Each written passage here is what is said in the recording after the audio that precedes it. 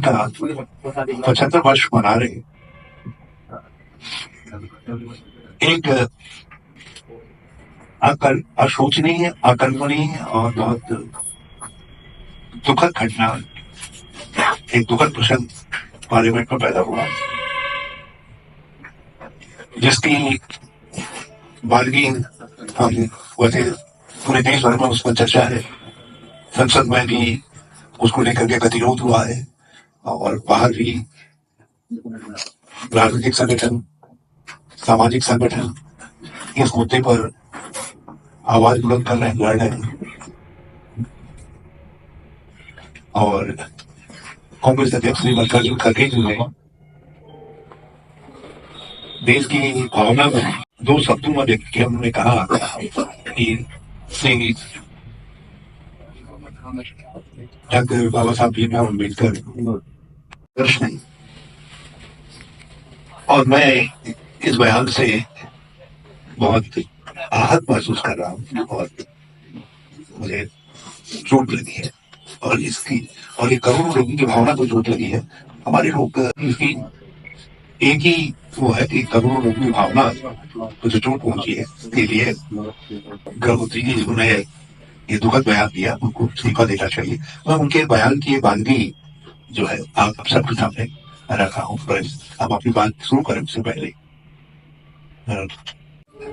कहा कि क्या लगा कि कुछ लोगों ने फैशन बना दिया है, अम्बेडकर अम्बेडकर अम्बेडकर अम्बेडकर अम्बेडकर अम्बेडकर। क्या यदि इतनी बार भगवान का नाम लेते तो तुम्हारे 7 जन्म तक जाए। ये उनके मन में श्री अम्बेडकर जी को लेकर के तो पूर्णता थी, और जिस संगठन से वो आते हैं उस संगठन की प्रारंभ से ही उनको लेकर के, डॉक्टर भीमराव अम्बेडकर जी को लेकर के और संविधान को लेकर के जो भावना थी और उससे जो उस पर आक्रोश था वो जानता है। और ये सत्य अपमानकारी है। आप किसी को तुलना करते हुए ये कहना कि क्यों उसका नाम ले लो, क्या है ये जीवन की भावना, उसका नाम ले लो, भगवान का नाम लेते तो तुम्हारा कल्याण हो जाता। तो इसका मतलब उनका नाम लेना उनकी नजर में अपराध, गलत है। तो ये देश के गृह मंत्री की भावना नहीं होनी चाहिए। और संसद में कहा गया तो दुनिया में उसका एक पूरा संदेश है। बाबा साहब डॉक्टर भीमराव अम्बेडकर केवल भारत के नहीं बल्कि दुनिया के अंदर आज ही लोगों के नहीं बल्कि दुनिया के करोड़ों करोड़ों इंसान उनको मानव के रूप में भगवान मानते हैं। ये भगवान के रूप में, जैसे श्री राजा रामचंद्र जी को वो मानव शरीर में आए लेकिन भगवान है, कृष्ण मानव रूप में आए लेकिन लोग भगवान के रूप में लेते हैं। तो बाबा साहब के लिए भी, बाबा साहब भीमराव अम्बेडकर जी के लिए भी ये भावना करोड़ों लोगों के इंसानों के देश को देश से बाहर। तो गृह मंत्री जी ने इस तरीके से इस बात को कहा और वो बहुत अस्वीकार्य है और निंदनीय है और बाबा साहब के सम्मान पर चूक थी।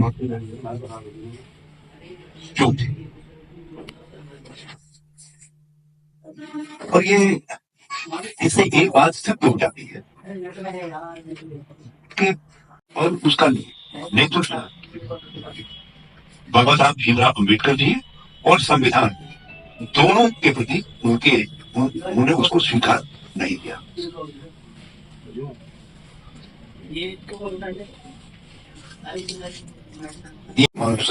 मनुस्मृति के आधार पर देश का विधान चलना चाहिए। और ये भी तथ्य है और लगातार कैंपेन चलाए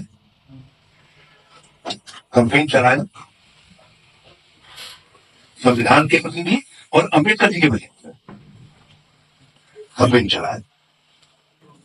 और उनकी जो मानसिकता के लोग थे उन्होंने जो है संविधान संभाल लिया, प्रत्यक्ष तरीके से कुछ प्रस्ताव और अपना विरोध जता करके संविधान और बाबा साहब, क्योंकि बुनियादी तौर पर जो समता आधारित न्याय का कंसेप्ट है वो बाबा साहब भीमराव अम्बेडकर जी का देन है। और जो हिंदू कोड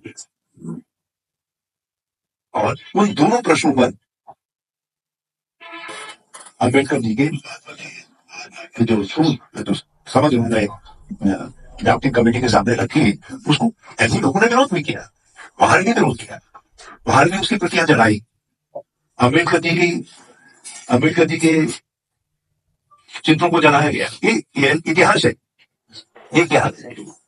और आज की जो भारतीय जनता पार्टी है, ये उसी हिंदू सभा की, उसी सावरकर की विचारधारा की तीसरी पीढ़ी है और श्री अमित शाह जी का मानसिकता का द्योतक का प्रमाण है। हमने उसका हम राष्ट्रव्यापी तौर पर उसका जरूर कर रहे हैं। आज देश भर में कांग्रेस सब जगह प्रेस कॉन्फ्रेंसेस करके अपने विरोध को भी प्रकट कर रही है और साथ साथ कार्यक्रम भी दे रही है। कल देश भर के कांग्रेस मुख्यालयों में विरोध मार्च होंगे और इसके बाद एक सप्ताह तक निरंतर हम इस मुद्दे को लेकर के पूरे बड़ा आंदोलन बैठक करेंगे। हमारी मांग वही है जो हमारे अध्यक्ष कह चुके हैं कि अब अमित शाह जी को इस्तीफा देना चाहिए। इसका एक ही प्रतिकार है।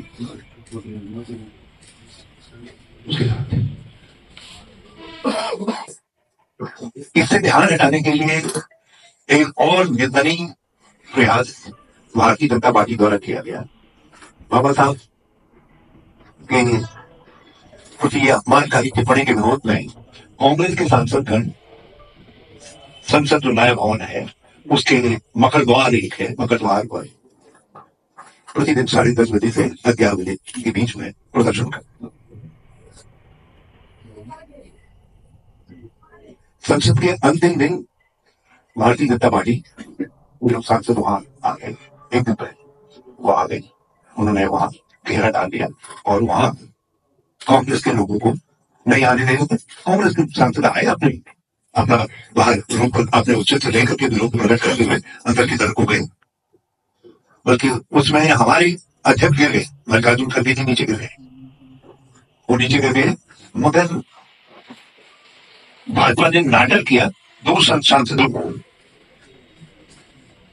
वो नीचे गिरे में बताए गए और फिर उनको कहा गया कि इनको चोट लगी है, जबकि कोई चोट हॉस्पिटल ने आइडेंटिफाई नहीं की। केवल उनको जो है सत्ता के दम पर आईसीयू में भर्ती करवाया गया। और एक ही बुलेटिन आता था कि उनकी हालत स्टेबल है और उनको उनकी तरफ से एफआईआर दर्ज करवाई गई और लीडर अपोजिशन के ऊपर क्रिमिनल केस दर्ज कर दिया गया। तो ये राजनीतिक असहिष्णुता की पराकाष्ठा है। देश सहिष्णुता से चलता है, समाज सहिष्णुता से चलता है, सामंजस्य से चलता है, बात संवाद से चलता है, सहयोग से चलता है। और ये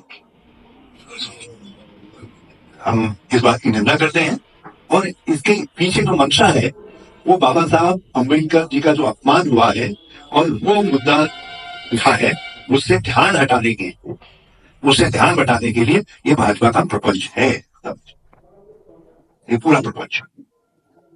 और मैं दावे के साथ इस बात को कह रहा हूं, जितना हम राहुल जी को जानते हैं, वो धक्का देना तो अलग रहा, वो किसी का अपमान भी नहीं कर सकते और किसी महिला के अपमान की तो बात अकल्पनीय। तो ये जो जिस तरीके के राहुल गांधी जी के ऊपर आरोप लगाए गए हैं वो बिल्कुल अस्वीकार्य है और ये भाजपा की कुंठित मानसिकता को, उनकी खराब मानसिकता को दर्शाता है। और हम भाजपा के इस प्रयास की भी निंदा करते हैं और हम उनको किसी भी कोशिश में, वो कितनी कोशिश कर रहे हैं, अभी तो उन्होंने केवल लीडर अपोजिशन पर किया है, पर कांग्रेस अध्यक्ष पर भी यदि वो क्रिमिनल केस दर्ज करते हैं, औरों पर भी करते हैं, सारी कांग्रेस पर भी क्रिमिनल केस दर्ज कर देते हैं। मगर हम बाबा साहब भीमराव अम्बेडकर जी का जो अपमानकारी बयान दिया गया है उससे उनका ध्यान, उनको हटाने की इस नाबाद कोशिश को हम सफल नहीं, किसी कीमत इस नाबाद कोशिश को हम सफल नहीं होने देंगे। उसके खिलाफ कांग्रेस पूरी तरीके से संघर्ष जूटेगी। हम सभी सामाजिक संगठनों से, बुद्धिजीवी संगठनों से, सब लोगों से आग्रह कर रहे हैं कि हमने अभी संविधान दिवस मनाया और संविधान के प्रमुख निर्माता के प्रति जो जो शब्द राज्यसभा में कहे गए हैं, जिस तरीके से कहे गए हैं, वो अपमानकारी शब्द है। और उसमें हम चाहते हैं कि ये सभी समाज के सभी प्रबुद्ध वर्गों के से जो है ये आवाज उठनी चाहिए और इसको एक इस बात को आगे बढ़ाया जाना चाहिए, क्योंकि इसका इसका एक ही प्रायश्चित है कि जिसने ये अपराध किया है वो दंडित हो। अब भारतीय जनता पार्टी के लोग सवाल करते हैं कि साहब आपने अम्बेडकर का कांग्रेस के लिए थे कि साहब आपने कभी अम्बेडकर को नहीं मारा। भाई अम्बेडकर जी इन सोच थे, मगर जब संविधान बनाने की बात आई तो गांधी जी ने बहुत स्पष्ट तौर पर कहा कि अम्बेडकर युग तो मेरा विरोध करते थे, लेकिन उनके पास संविधान की समझ है, कानून की समझ है, इसलिए ड्राफ्टिंग कमेटी का अध्यक्ष पद डॉक्टर भीमराव अम्बेडकर को दिया जाना चाहिए। उस समय हमारे संविधान सभा के सदस्यों में कई मंत्रिमंडल से बाहर गए, उन्होंने अपनी पार्टी बनाई, चुनाव लड़े। जब एक पार्टी बनाई, चुनाव लड़े, तो राजनीतिक दल हो गया। पटेल जी ने स्वीकार किया। उस समय ये भारतीय जनता पार्टी कहीं भी नहीं थी, इनका तो खैर जन्म ही नहीं हुआ था। उस समय इनके जो पितृ संस्था है जनसंघ, उसका भी जन्म नहीं हुआ था, उसका जन्म भी बाद में हुआ था। क्योंकि श्यामा प्रसाद मुखर्जी जो उसके जन्मदाता है, वो उस समय जिस समय ये सब घटनाक्रम हो रहा था, उस समय बंगाल के अंदर मुस्लिम लीग की जो पहली सरकार बंगाल में थी, अविभाजित बंगाल में, उसमें मंत्री थे मुस्लिम लीग की सरकार। फजलुर रहमान जिन्होंने जो उतने ही जिम्मेदार थे भारत के विभाजन के लिए जितना थे, उनके मंत्रिमंडल में मंत्री थे। और फिर वहां से उनको जनसंघ के प्रतिनिधि के रूप में जब उन्होंने जनसंघ की स्थापना की तो नेहरू जी ने कहा आओ तो उनको भी मंत्रिमंडल में शामिल किया गया। तो ये सब ऐतिहासिक तथ्य है। तो इसलिए भाजपा देश के इतिहास को तोड़ मरोड़ कैसे पेश करती है। और मेरा एक आरोप है, जो बाबा साहब भीमराव अम्बेडकर जी को भारत रत्न मिला, बीपी सिंह जी की सरकार के वक्त मिला, और भाजपा के मन में कितना आक्रोश था बाबा साहब भीमराव अम्बेडकर जी को लेकर के, ये इस बात से स्पष्ट हो जाता है कि बीपी सिंह सरकार को गिराने के पीछे जो भाजपा ने सपोर्ट वापस लिया था, उसके पीछे दो कारण थे। एक बाबा साहब भीमराव अम्बेडकर जी को जो है अपने जिद से बीपी सिंह जी द्वारा भारत देना, और दूसरा जो है आरक्षण, ये जो ओबीसी का ये ऐतिहासिक तथ्य। इनको आप बार बार झूठ बोल करके और हजारों हजार कंठस्वरों से झूठ बोल करके इस सत्य को नहीं झुठला सकते।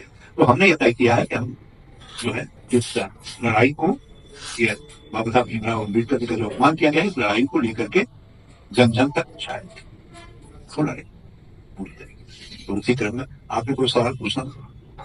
संविधान की बात, देश की बात कर रहे हैं, प्रदेश के कानून की बात करना चाहता हूँ आपसे।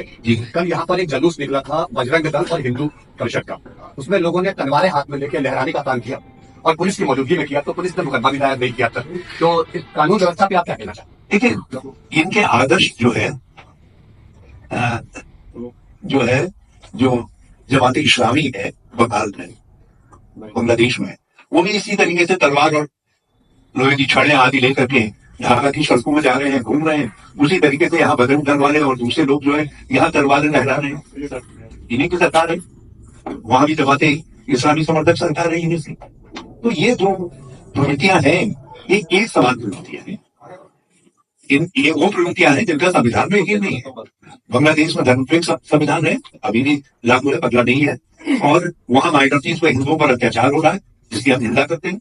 और यहाँ भी माइनॉरिटीज को और कमजोरों को समाज के, उनको डराने का काम करते हैं। राहुल जी, जैसे जब चुनाव आते हैं या अन्य किसी मुद्दे पे, तो पूरा समूचा विपक्ष और कांग्रेस आपस में सलाह मशवरा करते हैं, टाई अप भी होता है। लेकिन जहां तक संसद का ये प्रकरण हुआ, इसमें मैंने देखा कि कांग्रेस ही क्यों फ्रंट पे है और विपक्षी दल क्यों नहीं है आपके साथ? और विपक्षी दल भी है, लेकिन ये इशू ऐसा है जिन पर लोग अपने अपने तरीके से करते हैं। अब जैसे आप पार्टी है, वो दिल्ली की सड़कों पर कर रहे हैं, उनकी अपनी प्राथमिकता है। यूपी उसको पीटीए के मंच से करना चाहती है, यूपी में सपा जो है, तो ये इसमें वो नहीं है। ममता जी उसको अपने तरीके से कर रही है। तो ये नहीं है। सवाल यह है कि इसमें सारा विपक्ष, सारा लोकतांत्रिक विपक्ष, सारा धर्मनिरपेक्ष विपक्ष, सारा संवैधानिक विपक्ष बाबा साहब के अपमान से उतना ही तिल बनाया हुआ है जितना कांग्रेस है और जितने तिल बनाया हुआ सामाजिक संगठन है। तो इसमें हमारा कोई थैंक यू।